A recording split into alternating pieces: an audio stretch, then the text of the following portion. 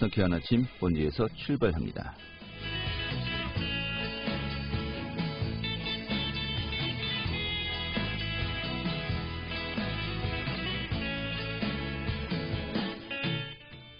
안녕하십니까. 9월 10일 목요일 아침 인사드리겠습니다. 상쾌한 아침 본지에서 출발합니다. 진행의 홍태호입니다. 자, 오늘도 흐리고 낮 동안은 기온이 크게 오르지 않겠네요.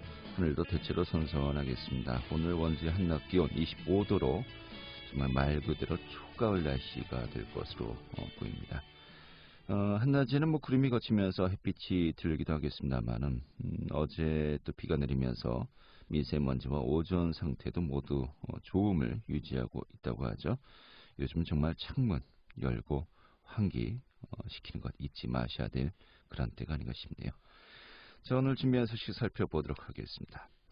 이 횡성 지역의 불법 농막 설치가 좀 심각하다고 합니다. 좀 대책 마련도 시급하다고 하는데 오늘 그 내용은 점검하도록 하겠고요. 자, 또 거리두기 2단계가 시행되고 있습니다만은 일부 업종 같은 경우는 현재 영업이 중지되었죠. 특히 PC방 등이 이 감염 위험 시설의 연장에 따라서 어려움이 커지고 있습니다. 다른 업종과의 또 형평성 문제도 대두가 되고 있고요. 지금 어떤 내용인지 살펴보도록 하겠습니다. 또 강원도 경제진흥원이 추석을 맞이하면서 각 시군의 온라인 쇼핑몰을 통해서 추석 맞이 기획전을 진행한다고 하는데요. 오늘 또 이 내용도 전해드리도록 하죠. 9월 10일 목요일 상쾌한 아침 원주에서 출발하겠습니다.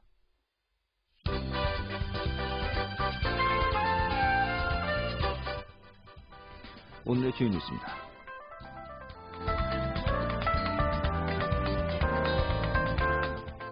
코로나19 확진이 이어지고 있는 가운데 독감 유행철까지 다가오면서 방역당국이 긴장하고 있습니다. 이 두 질병이 함께 유행하는 일명 트윈데믹이 현실화되면 손쓰기 어려운 상황으로 내몰릴 수 있기 때문인데요. 이에 따라서 각 시군 보건당국은 질병관리본부의 방침에 따라서 인플루엔자 백신 무료 예방 접종을 시작했다고 밝혔습니다. 옛 주한미군기지 캠프랑 부지 개발에 윤곽이 나왔습니다. 시는 어제 정부와 함께 태장동 옛 캠프랑 부지에 건립 예정인 국립과학관 추진 간담회를 갖고 현장을 방문했습니다.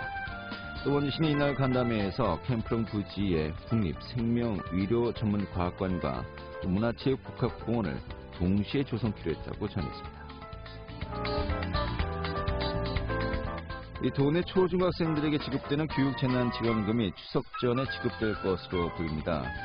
강원도의회 예결특위는 어제 교육재난지원금을 포함한 강원도 교육청 제2차 추가 경정 예산안을 가결했습니다.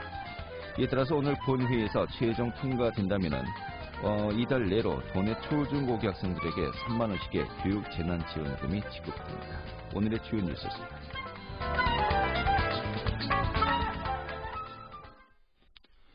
이 농지 한켠에 설치하는 소형 이동식 주택이죠. 농막인데요. 이 농막이 횡성 지역의 농촌 마을 중심으로 불법 난립하고 있다고 합니다. 이 최근 3년간 지역 내 농막 설치 신고 건수만 연간 1000건이 넘는다고 하는데 좀 전체적인 내용 살펴보도록 하겠습니다. 강원도밀보의 박창현 기자 연결하죠. 여보세요. 박 기자님. 예, 안녕하세요. 네, 반갑습니다. 자, 요즘 횡성 내 농막 설치 신고가 눈에 띄게 증가하고 있다라고 하는데 1년에 1000건이 넘는다고 하고요. 이 추세가 어느 정도입니까? 예, 농막은 농지법에 따라서 농작업에 직접 필요한 농자재와 농기계 보관이라든가 수확, 농산물의 간이 처리 또는 농작물 중 일시 휴식을 위해서 설치하는 시설로 규정하고 있는데요. 쉽게 말하면 예전에 오두막을 볼 수가 있는데 그 오두막이 좀 요새 현대식 건축물 형태로 바뀐 구조다 이렇게 할 수가 있습니다. 네. 최근 3년간 횡성 지역 내 농막 설치 신고 건수를 보면요. 지난 2014년 이후부터 현재까지 총 4,458건에 달합니다. 연평균 한 800여 건이 신고된 셈인데요. 예. 최근 3년간만 수치만 보면요. 폭발적인 증가세를 쉽게 알 수가 있습니다. 지난 2018년에는 1283건, 2019년에 1313건에 이어서 올해 8월 말 현재에도 벌써 800건을 기록하고 있는 것으로 파악이 됐습니다. 사실상 해마다 1300건 정도가 농막으로 신고되고 있다는 것인데요. 일부 농막은 임시 건축물이라는 점에서 신고 없이 사용하는 경우도 많기 때문에 행정기관에서 파악하는 농막 이외에도 시설물까지 좀 그런 시설물을 합치면 헤아릴 수 없을 정도로 농촌지역 곳곳에 설치가 되어 있는 겁니다. 당분간 이 증가세는 좀 지속되지 않을까 좀 예상이 됩니다. 네. 이 신고되지 않은 경우도 상당히 많을 것으로 보이는데 신고된 것만 따지더라도 1년에 1,300건 정도 된다는 것이겠고요. 이 농막의 설치 기준이 어떻게 됩니까? 예, 농막은 앞서 말씀드린 대로 농지법이라든가 건축법의 상호 적용을 받습니다. 법적 설치 기준은 연면적 20평방미터 이하, 한 6평 정도 이하이고요. 네. 주거 목적이 아닌 경우로 한정한 가설 건축물로 분류가 됩니다. 특히 철근 콘크리트로 건축할 수가 없고요. 건축법상 전기라든가 수도, 가스 등의 설치를 필요로 하지 않는 임시 건축물로 지정되어 있습니다. 네. 그런데 최근 농막 설치가 크게 늘면서요. 일부 지자체마다 시설 규모에 맞는 좀 신고된 농막에 대해서는 전기라든가 수도 시설을 허가해주는 그래서 좀 양성화하는 이런 경우가 많아지고 있는 추세입니다. 네. 자, 애초에 규정대로만 하면은 한마디로 임시 가건물 아니겠습니까? 이 6평 정도의 임시 가건물인데 농막 설치 이렇게 크게 늘고 있어요. 그 이유는 좀 어떻게 보고 있습니까? 예, 농막은 일단 주거 목적으로 사용할 수 없다고 규정이 되어 있는데요. 그런데 이게 최근 들어서는 농막이 좀 개인 또는 가족 단위 휴식 공간으로 좀 변질되는 경우가 많고요. 네. 점차 1가구 2주택에 대한 제한 규정이 좀 강화되고 있잖아요. 도시민들이 이를 좀 피하기 위해서 그런 피하기 위한 방법 중 하나로 농막 형태의 주거 시설을 선호하고 있는 것으로 알려졌습니다. 또 까다로운 건축 허가를 받지 않아도 된다는 점이 가장 큰 장점이라고 할 수 있고요. 특히 수도권과 근접한 행성의 경우에는 하천을 낀 경관이 우수한 농촌 지역 일대에 대규모 농막 단지가 조성될 정도로 엄청 인기를 끌고 있는데요. 네. 일각에서는 이 때문에 농막이 본 취지를 벗어나서 난립하고 있다 이런 지적이 나오고 있습니다. 이거 새로운 용어네요. 농막 단지요. 그렇습니다. 이게 정말 농사를 위한 20제곱미터 이하의 임시 가건물이 농막의 개념인데 이 농막 단지라는 것이 생겼다는 자체가 이것이 지금 편법으로 좀 악용되고 있다는 또 사례가 아닌가 싶군요. 그런데 좀 이해가 안 가는 게 이 거주용 주택으로도 이제 악용될 수 있다는 거 아니겠습니까? 근데 그 규정을 보면 전혀 그럴 가능성이 없을 것 같기도 한데 이 실제로 어떤 사례들이 있는 겁니까? 예, 행정군이 최근 지금 현장 조사를 좀 해봤습니다. 해봤더니 불법 건축물로 둔갑한 농막이 상당수였는데요. 신고 당시와 다르게 좀 기준 면적을 초과하거나 취지와 달리 주거용으로 사용하는 경우가 좀 적발되기도 했습니다. 네. 농막의 문제는 어떻게 보면 행정군의 문제만은 아닌데요. 도내 농촌 지역이라면 좀 유사한 문제로 골치를 앓고 있는 상황입니다. 이들 농막은 일단 가설 건축물에 데크를 추가로 설치해서 야외 휴식 공간을 확보하는 불법 사례가 다반사입니다. 예. 또 복층으로 올려서 주거시설로 사용하는 경우도 상당수 적발되기도 했습니다. 심지어는 건축물 주변에요. 잔디를 식재하거나 잡석을 깔아서 사실상 전원주택을 여사케 하는 경우도 있었습니다. 이런 농막은 당연히 기준 면적을 초과하는 시설이 되겠고요. 건축 허가도 받지 않은 무허가 건축물이기 때문에 원상 복구 명령과 함께 강제 이용금을 받게 됩니다. 네.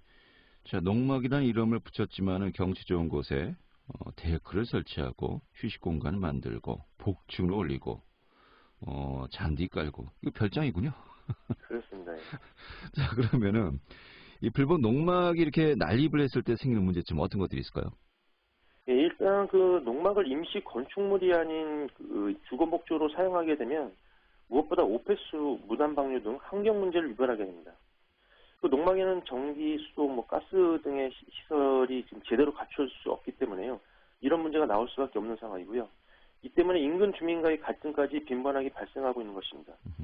특히 별장식으로 농막을 이용하는 사람들의 경우에는 전기라든가 상하수도를 이용하기 위해서 또 다른 불법 시설물 설치가 불가피해지기 마련인데요. 네.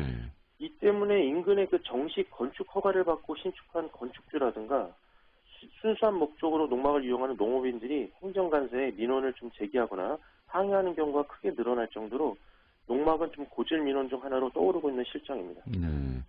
이 정도면 편법이라고 이야기할 수 없긴 한데요. 정말 말 그대로 불법 건축물이다라고 이제 봐야 되겠는데, 근데 이렇게 불법 농막이 늘고 있습니다. 지금 이것을 또 관리 감독하는 것이 바로 또 이제 행정기관 아니겠습니까? 이게 제대로 되지 않고 있는 건가요? 어떻습니까? 예, 그렇습니다. 농막 민원이 좀 해마다 늘고 있는 반면에요. 행성군 허가민원과 그 가설 건축물 신고 담당자 그 공무원은 단 한 명에 불과합니다. 한 명이요? 예. 예. 그리고 불법 농지 단속 업무 담당자를 포함하더라도 두세 명에 그쳐서 한 해에 그 1000여 건에 달하는 농막 민원을 감당하기 어려운 실정입니다. 사실상 일일이 현장에 나가서 점검하기 어렵다는 건데요. 심지어 그 행정지역 일부 면지역에서는 그 농막 전용 그 전원 축제단지가 조성될 것으로 이제 전해졌는데 이 업무를 어느 부서에서 처리해야 할지, 향후 어떻게 관리할지도 벌써부터 골치를 앓고 있다고 합니다. 네. 자, 다시 한번 이야기합니다만 농막 전용 전원주택단지. 이거 다 이제 인지가 되고 있는 것인데 아무리 사람이 없다 하더라도요. 이걸 뭐 골치를 썩는다 저는 약간 이해하기 힘든 것 같습니다만은 행성군에서는 뭐라고 합니까? 예, 그래서 그 방금 말씀하신 대로 이런 문제가 좀 많이 급증하니까 행성군이 최근 그 읍면별 농지 담당자를 좀 대상으로 대책 회의를 가졌습니다. 이날 회의는 농막이 워낙 난립하다 보니까 읍면 담당 공무원과 업무 협조를 통해서 좀 농막 시설물의 현장 점검과 사후 관리를 강화하기 위해 이런 회의를 가졌었는데요. 네. 행정부는 그래서 현재 무분별하게 들어서 농막을 좀 정비하되 신고 없이 설치된 시설물은 최대한 양성화하는 방향으로 유도하고요. 농막을 이용하는 농업인들도 좀 상하수도라든가 전기 설치를 원하고 있는 만큼 이에 대해서는 좀 탄력적으로 허가해주는 방안을 검토하고 있습니다. 하지만 행정부는 현재 그 부적 허가에 설치된 농막에 대해서는 일단 원상복구 명령을 내리고요. 지켜지지 않을 경우 좀 사법당국에 고발 조치하는 데 좀 강력히 좀 대처해 나가기로 했습니다. 네, 알겠습니다. 자, 이 원래 그 건축물 규정이 굉장히 엄격하지 않습니까? 그럼에도 불구하고 농막을 허용해 주는 것은 이 농사를 짓는 분들에게 편의를 제공해 주기 위한 것인데 이것을 악용해서 편법, 불법 농막을 설치한다는 것은 정말 규정에 맞게 농사 짓는 분들에 대해서 정말 역차별 또 형평성 문제가 불거지는 거 아니겠습니까? 지금 이 부분 좀 그 군에서도요 또 모든 지자체에서 깔끔하게 좀 정리가 이루어져야 될 것 같습니다. 알겠습니다. 오늘 잘 들었습니다. 예, 감사합니다. 네, 강원도민일보의 박창현 기자였습니다.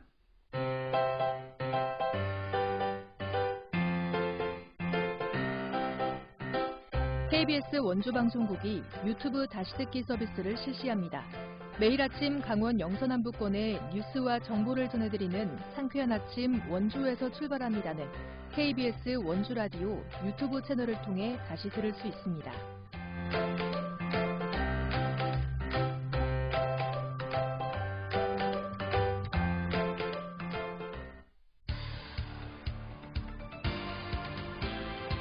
알찬 정보, 생생한 현장의 소식을 전해드립니다.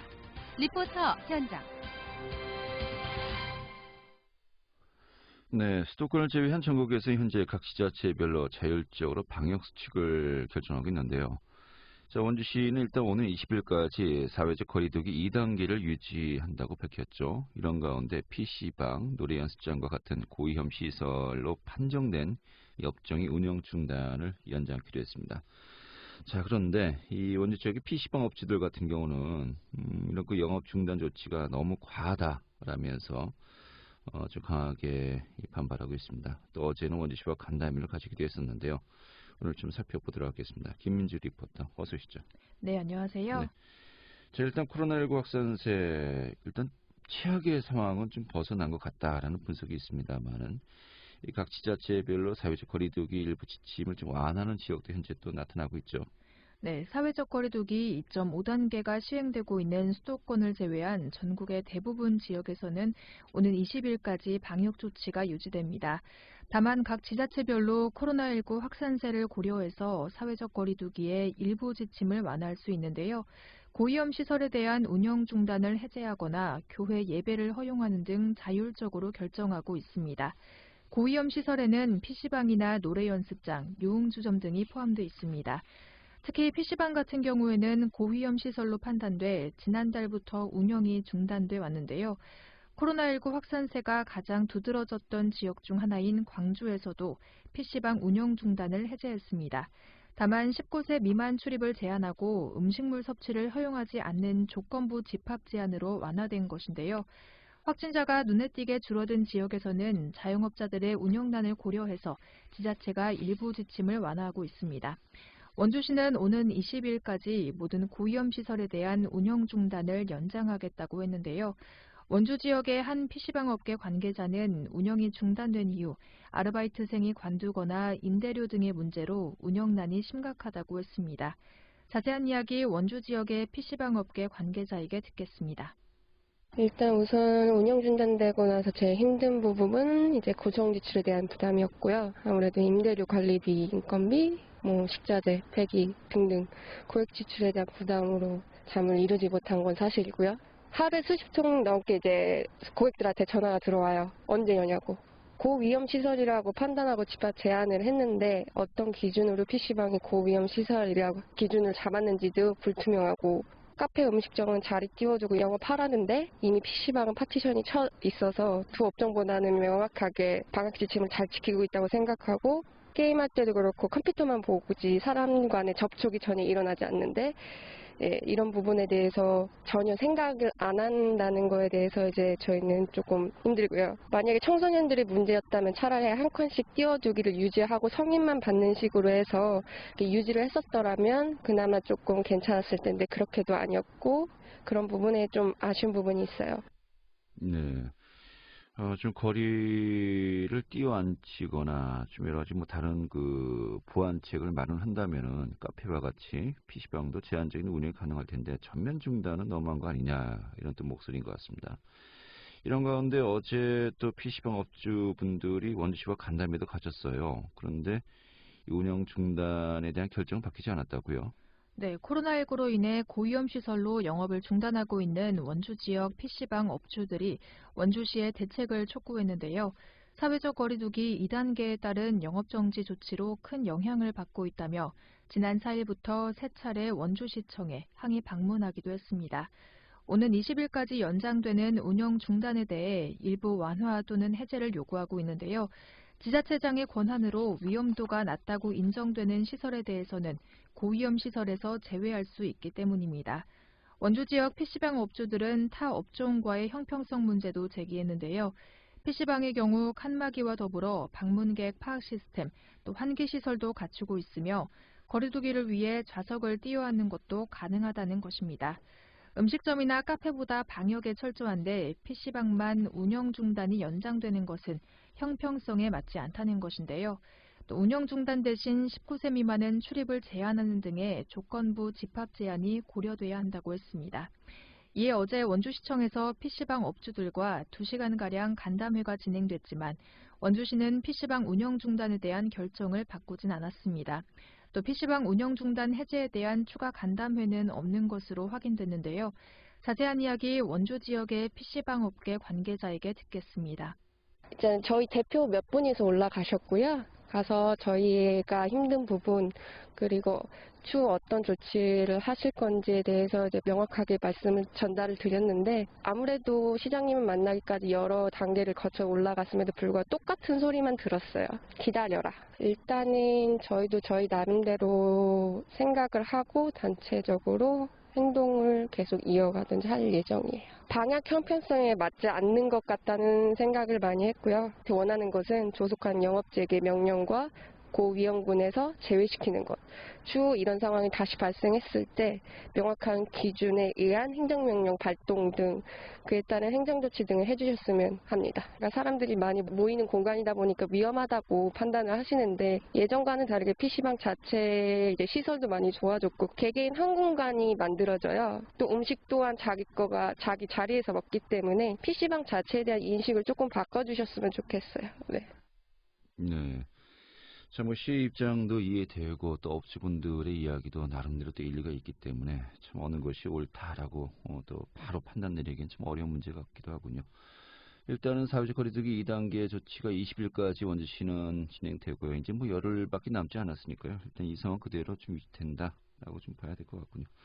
자, 하지만 분명히 또 운행이 중단되었기 때문에 피해가 크지 않겠습니까? 이런 업종에 대한 이 지원 방안 또 고려되고 있나요? 네, 정부는 코로나19와 관련한 고위험 시설에 대해 지원금을 지급하는 방안을 검토 중인데요. 고위험 시설 12개 업종 가운데 유흥주점 등 일부 업종을 제외한 나머지 업종에 대해 최대 200만 원이 지원될 것으로 예상되고 있습니다. PC방이나 뷔페, 대형 학원, 실내 체육관 등이 지원 대상이 될 것으로 보이는데요.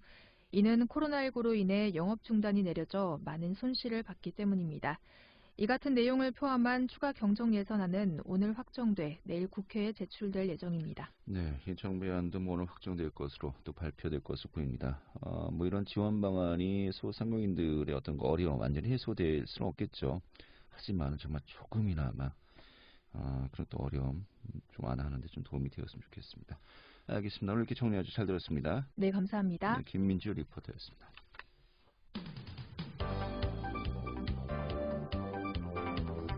생생한 현장, 유익한 생활 정보를 전해드리겠습니다. KBS 원주라디오 상쾌한 아침 원주에서 출발합니다를 함께하고 있습니다. 네, 이 도내에서 생산되는 우수 농특산물의 대대적인 홍보와 또 온라인 유통 활성화를 위해서요. 강원도 경제진흥원이 다양한 마케팅 활동을 펼치고 있습니다. 특히 이제 추석을 맞이해서 각 시군의 온라인 쇼핑몰을 통해 추석 맞이 기획전을 진행한다고 하는데요. 지금 이 내용을 또 소개해드리겠습니다. 강원도 경제진흥원 이비즈니스 지원센터의 이학수 센터장 연결하겠습니다. 센터장님. 네. 네, 반갑습니다. 네, 안녕하십니까. 제가 앞서서 뭐 간략하게 이제 취지를 소개했습니다만 먼저 이번 행사 취지 좀 어떤 겁니까? 네, 이번 행사는 다가오는 추석 명절을 맞아서 우리 강원도에서 생산되는 우수 상품을 합리적인 가격으로 접할 수 있는 기회를 제공하고자 추석맞이 기획전을 진행하게 되었습니다. 그리고 무엇보다 이번 코로나19의 영향으로 많은 오프라인 판로를 잃게 된 그 강원도의 중소기업 및 농가들의 어려움을 분담하고자 온라인 판매 활성화를 위한 특판 행사를 기획하게 되었습니다. 네, 이 코로나19로 어려움을 겪는 농가와 또 기업의 판매 촉진을 위한 것인데 네. 실제로 좀 이 자영업자분들 또 소상공인분들 어려움이 어느 정도인지 좀 이렇게 파악이 되고 있습니까? 네, 지금 굉장히 어려운 상황인데요. 일단은 해외 수출 감소 그리고 휴교 등으로 인해서 국내 오프라인 수요가 심각하게 위축된 상황이고요. 그 다음에 매출 부진으로 어려움을 호소하는 경우가 굉장히 많습니다.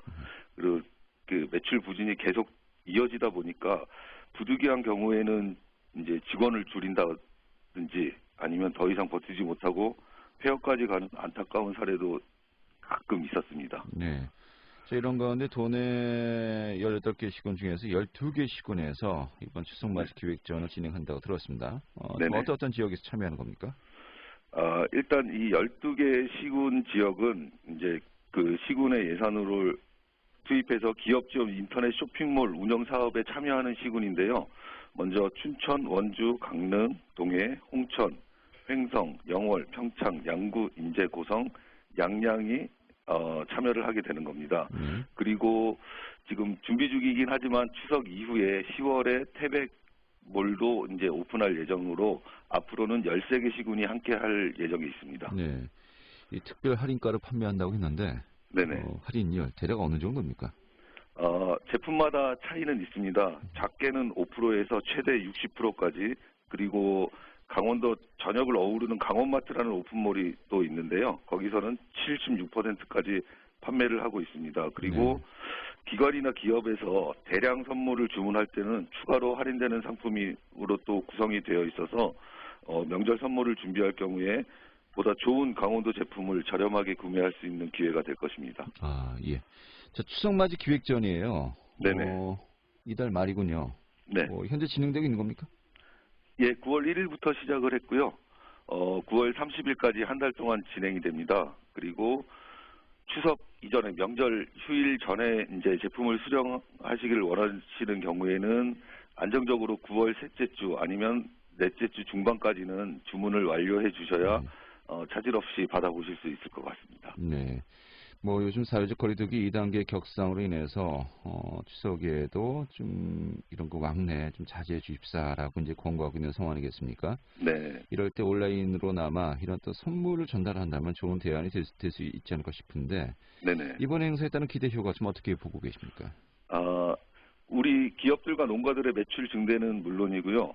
우리 강원도에 우수한 제품이 많다는 점을 소비자에게 알릴 수 있는 좋은 기회가 될 것으로 보고 있습니다. 그리고 더 나아가서는 우리 중소기업 그리고 농가들의 온라인 판로 개청을 통해서 앞으로 지속적인 매출 확대가 일어날 것으로 기대를 하고 있고요. 실제로 다양한 이벤트를 하고 있는데요. 추석 달 따라가기 행사를 통해서 여러 가지 경품도 드리고 당첨률 100% 이벤트를 진행하고 있습니다. 네, 알겠습니다.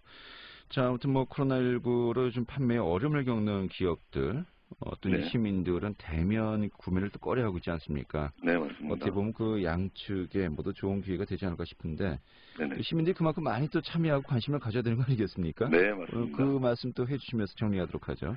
네네. 강원도의 많은 중소기업과 농가에서 장기화된 코로나19 그리고 최근에는 뭐 태풍, 장마와 같이 어려움을 많이 겪고 계십니다. 민족 최대 명절인 한가위를 맞아서 우리 가까운 분들에게 명절 선물을 이제 마련할 계획을 갖고 계실 텐데요. 이왕이면 우리 강원도의 우수하고 품질 좋은 제품을 안전하게 구매할 수 있는 시군 온라인 쇼핑몰을 통해서 따뜻한 마음을 전해주시면 감사하겠습니다. 네, 알겠습니다. 오늘 이렇게 정리하죠. 잘 들었습니다. 네, 고맙습니다. 네, 강원도 경제진흥원 이비즈니스 지원센터 이학수 센터장이었습니다.